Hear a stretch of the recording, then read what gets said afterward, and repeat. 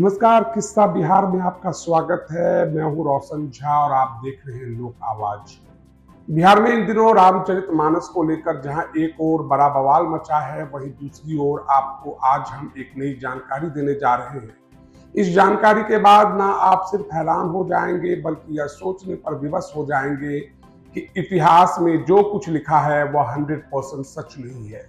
वाल्मीकि रामायण के अनुसार भगवान राम का विवाह मिथिला के राजा जनक की पुत्री सीता के साथ संपन्न हुआ था। भगवान राम और लक्ष्मण विश्वामित्र के साथ तारका वध करने के बाद मिथिला धाम पहुंचे थे। सबसे पहले उन्होंने गौतम आश्रम जाकर अहिल्या का उद्धार किया, तो जनकपुर पहुंचकर सीता स्वयंवर में भाग लिया। राजा जनक की प्रतिज्ञा के अनुसार जो कोई शिव धनुष पर प्रत्यंचा चढ़ाएगा उसी के साथ सीता का विवाह संपन्न होगा, और गुरु विश्वामित्र के आदेश पर भगवान राम शिव धनुष को तोड़ते हैं और सीता संग उनका विवाह होता है।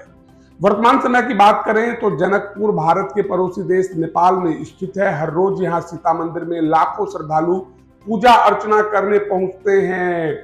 कुछ दिन पहले ही नेपाल से अयोध्या में बनने वाली राम मंदिर के लिए शालिग्राम पत्थर भेजा है।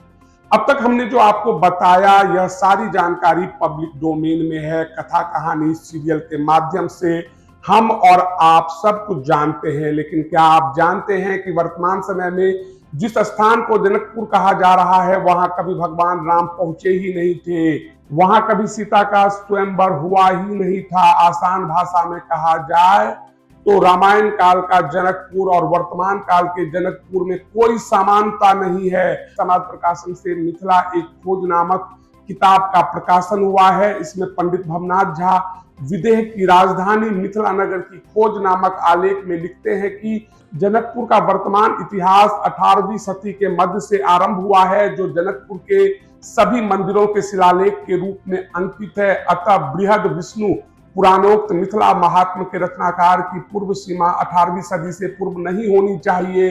इससे पूर्व किसी अन्य ग्रंथों में इसका उल्लेख अथवा प्राचीन पांडुलिपि उपलब्ध होने पर ही इसकी पूर्व सीमा प्राचीनतर मानी जा सकती है। इस प्रकार बृहद विष्णु पुराणोक्त मिथिला महात्म के साक्ष्य सात नवीनतर है और विद्यापति के भू परिक्रमणम के साक्ष्य का प्राचीनतर है। फलतः हमें सीतामढ़ी को न केवल जानकी जन्मभूमि अपितु राजा जनक की राजधानी मिथिलापुरी मानना संगत प्रतीत होता है। अनेक साक्ष्यों के आधार पर प्राचीन मिथिलापुरी सीतामढ़ी के आसपास का महिला परगना सिद्ध होती है। बौद्ध साहित्य का उल्लेख करते हुए पटना महावीर मंदिर के पंडित भवनाथ झा कहते हैं कि बौद्ध पाली ग्रंथों में विदेह में मिथिला की अवस्थिति मानी गई है। स्पष्ट रूप से मिथिला एक क्षेत्र का नाम है जो राजधानी थी। पूरे राष्ट्र के रूप में मिथिला का उल्लेख 1000 वर्ष से पुराना नहीं है। इस प्रकार सीता के जन्म स्थान मिथिला का उल्लेख जहां कहीं भी हम देखते हैं तो हमें मानना होगा कि यह मिथिला विदेह राज्य की राजधानी थी। वाल्मीकि रामायण में भी मिथिला का उल्लेख है। इसमें कहा गया है कि गंगा और सोन के संगम पर नदी पार कर विश्वामित्र और राम लक्ष्मण के साथ विशाला नामक नगरी पहुंचे और वहां से पहले मिथिला गए। विशाला को आज का वैशाली माना गया है। इसमें कहा गया है कि गौतम ऋषि ने श्री राम का सत्कार किया और श्री राम ने भी गौतम की पूजा की और तब मिथिला गए। अहिल्या स्थान से निकलकर राम लक्ष्मण किस दिशा में गए, इस बात का वाल्मीकि रामायण में कोई उल्लेख नहीं है। वाल्मीकि रामायण में साफ तौर पर लिखा है कि भगवान राम मिथिला से चलकर उत्तर पूर्व कोण की ओर चलकर राजा जनक की यज्ञ स्थली पर पहुंचे थे। इसके बाद पूर्वोत्तर दिशा की ओर यज्ञ स्थल पर पहुंचे। इसका अर्थ है कि यज्ञ स्थल मिथिला से पूर्वोत्तर कोण में अवस्थित था। फलतः इस प्रसंग से हमें मिथिला के स्थान निर्धारण में कोई सहायता नहीं मिलती है।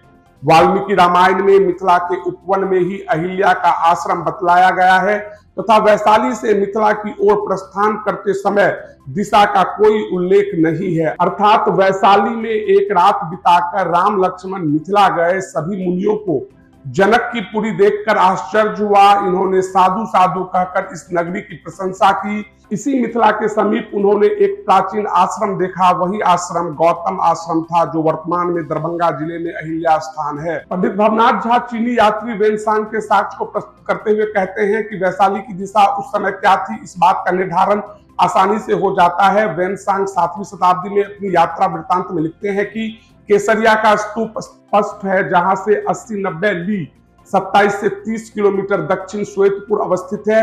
इस श्वेतपुर से उत्तर पूर्व दिशा में 500 ली 166 किलोमीटर पर बज्जीदेश है। वेनसांग के अनुसार यही तिहलो अर्थात तिरभुक्ति अथवा तिरहुत है। इस देश की राजधानी के लिए वेनसांग ने चेनसूना नाम का उल्लेख किया है, जिससे उन्होंने खंडहर के रूप में देखा था। फिर भी वहां लगभग 3000 घरों की आबादी देखने को मिली थी। वेनसांग ने इसे एक गांव या एक शहर माना है।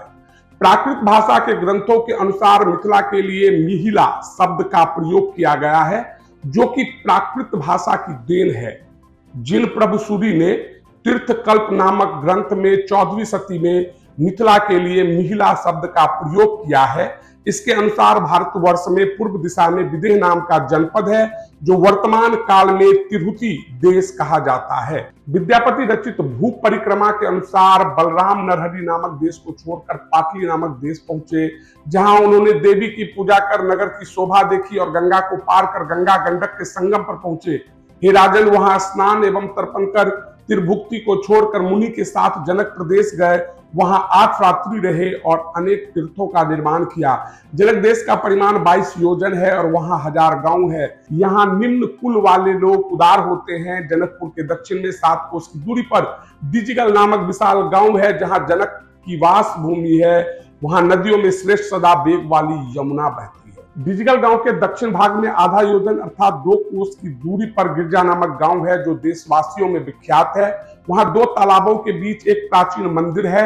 बलराम मुनि के साथ भैरव स्थान भी गए। वहां भैरव की पूजा कर सीता मंडप भी गए, जहां प्राचीन काल में सीता का विवाह हुआ था और गांठ बांधी गई थी।